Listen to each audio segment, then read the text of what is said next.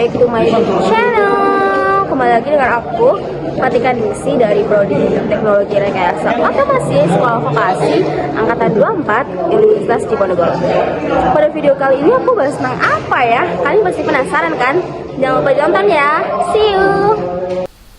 Hai teman-teman semua, jadi di sini langsung saja kita masuk ke dalam pembahasan kontrol PID motor DC dengan Simulink. Dan sebelum itu, izinkan saya memperkenalkan diri. Perkenalkan, nama saya Fatika Ningsi dengan NIM 400403246224. Aku dari Sekolah Vokasi Universitas Diponegoro, Prodi Teknologi Rekayasa Otomasi Angkatan 2024. Next aja. Nah, pada pembahasan kali ini dibagi menjadi beberapa bagian. Penjelasan materinya, yang pertama ada penjelasan tentang PWM atau Pulse Width Modulation, yang kedua ada encoder 2 pin, yang ketiga ada MATLAB function yaitu name to zero, yang keempat ada saturation dan integral anti wind up, dan yang kelima ada PID controller, dan yang ke-7 dan 8 adalah bukti percobaan. Yang pertama yaitu PID speed control, yang kedua yaitu percobaan yang kedua yaitu PID position control atau encoder. Next. Nah, sebelum kita memulai atau sebelum kita mengulas pembahasannya, di sini ada pun tujuan dari pembahasan kali ini. Tujuan utama dari tugas ini adalah memahami konsep dasar sistem kendali motor DC, mengenal fungsi dari setiap komponen seperti PWM, encoder, hingga blok-blok MATLAB function lainnya, serta menerapkan kontrol PID dalam dua percobaan yaitu PID speed atau kecepatan kontrol dan PID position control. Next. Nah, yang pertama kita masuk ke dalam PWM. Pengertian PWM itu sendiri adalah teknik yang digunakan untuk mengatur kecepatan motor DC dengan cara mengubah lebar pulsa sinyal digital tanpa mengubah besaran tegangan supply. Nah, semakin besar nilai duty cycle-nya, semakin pulsa high terhadap satu periode sinyal, semakin besar pula daya rata-rata yang diterima motor, sehingga putaran motornya semakin cepat. Nah, PWM ini juga bekerja dengan cara menyalakan dan mematikan sinyal daya dengan kecepatan tinggi.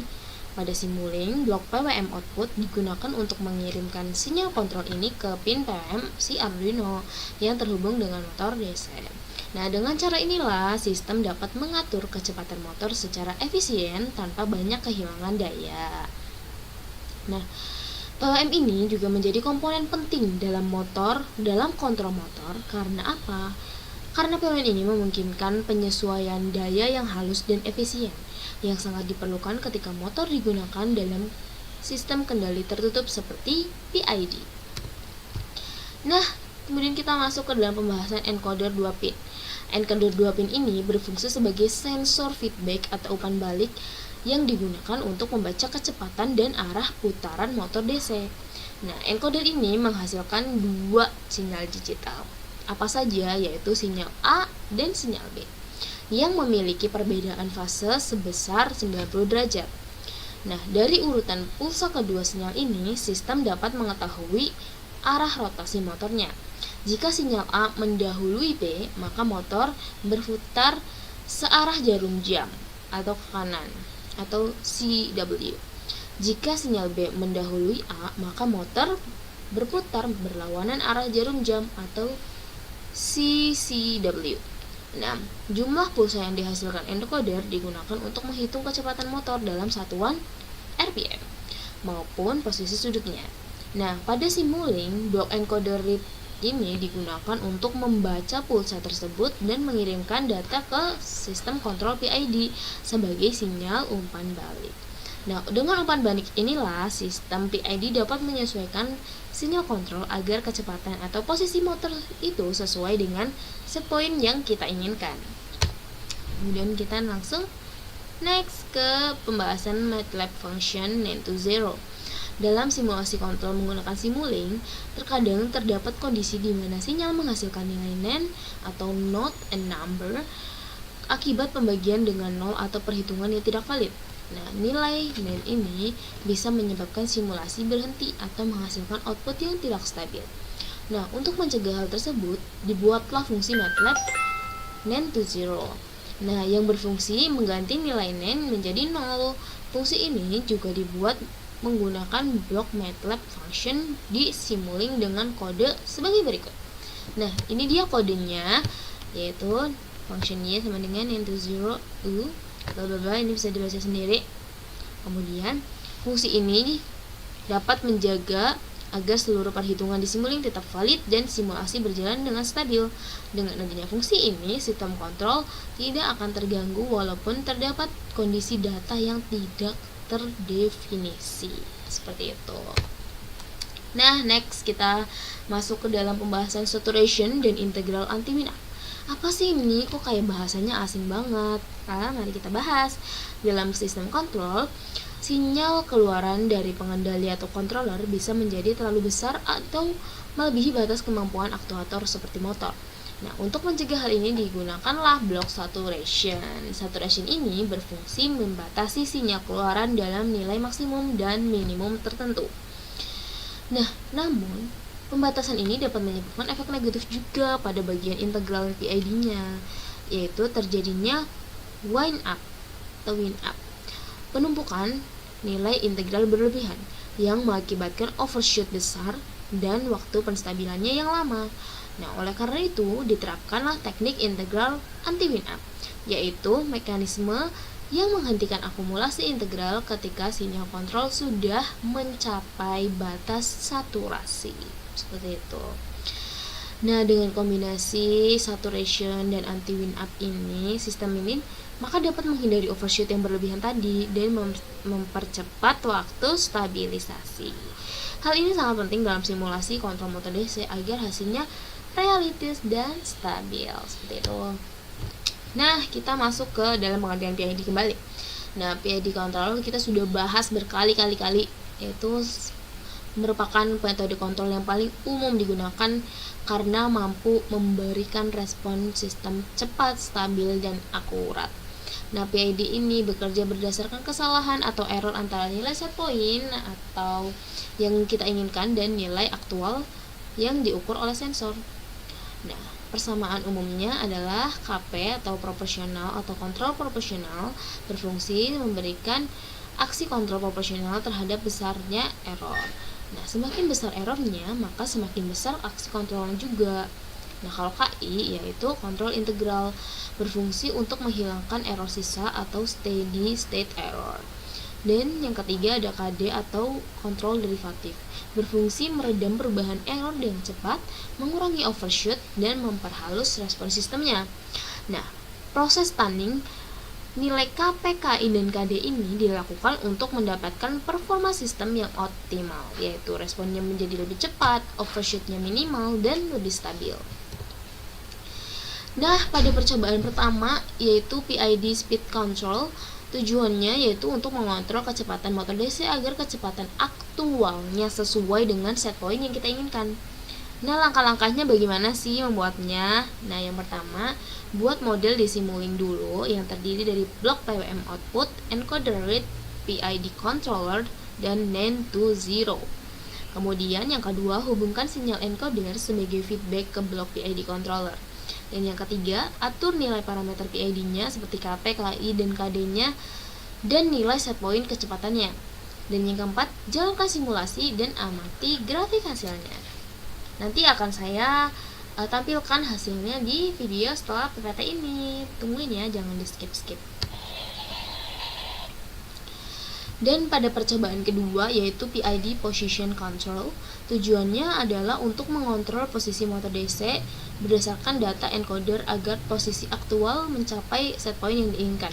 Nah, kalau tadi kan mengontrol kecepatan, nah kalau ini mengontrol posisinya, posisi motor DC. Nah, langkah-langkahnya yaitu kurang lebih ya sama, cuman beda di blok-bloknya aja. Terus sinyalnya juga beda. Yang pertama, gunakan sinyal encoder sebagai feedback posisi. Dan yang kedua, tambahkan blok PID controller dan hubungkan dengan sinyal posisi. Dan yang ketiga, atur juga nilai KP, KI, KD serta set point-nya. Tapi ini set point-nya posisi ya. Kalau tadi kan set point-nya kecepatan. Nah, ini set point-nya posisi atau SP. Dan yang keempat, jalankan simulasi dan amati grafik respon sistemnya. Nah, akhirnya kita sampai di kesimpulannya, teman-teman. Kontrol PID merupakan metode yang sangat efektif dalam mengatur kecepatan maupun posisi motor DC menggunakan simuling. Nah, melalui teknik PWM tadi yang sudah saya jelaskan, daya motor dapat dikontrol secara efisien tanpa mengubah tegangan sumbernya. Dan encoder 2 pin ini berfungsi penting sebagai sensor umpan balik atau feedback yang memberikan data kecepatan dan posisi kepada sistem kontrol. Nah, setelah itu penggunaan fungsi MATLAB yaitu fungsi mean to zero membantu untuk menjaga kestabilan simulasi dengan mencegah error akibat nilai mean. Kemudian kombinasi saturation dan integral anti-wind up juga sangat berperan penting dalam membatasi keluaran sistem agar tetap stabil dan tidak mengalami overshoot yang berlebihan. Dan kesimpulannya, secara keseluruhan ini, integrasi antara Simulink, Arduino, PWM, dan PID mampu menghasilkan sistem kontrol motor DC yang responsif, stabil, dan akurat, baik dalam pengaturan kecepatan maupun pengaturan posisinya. Dan tibalah sudah kita di penghujung pembahasan kali ini. Terima kasih teman-teman semua yang masih mendengarkan saya dalam mempresentasikan atau memaparkan materi kali ini. Semoga teman-teman semua mendapatkan ilmu yang bermanfaat, dan kalaupun ada informasi-informasi yang keliru, boleh teman-teman semua koreksi di komentar di bawah ini. See you. Setelah ini akan ada bukti kita melakukan percobaan pertama dan keduanya. Check it out.